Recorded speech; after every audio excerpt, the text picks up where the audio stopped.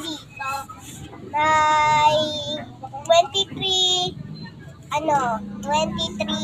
dito. Number 4. Binitim.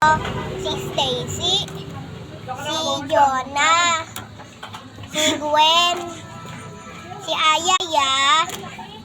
si Aya, Stacy, and Stacy, Gwen, si Colette, si Gwen, si Stacy, Sheena, Aya,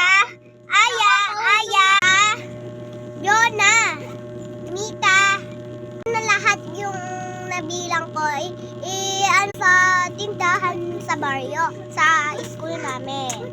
Pili na din kayo. Ay na din lahat!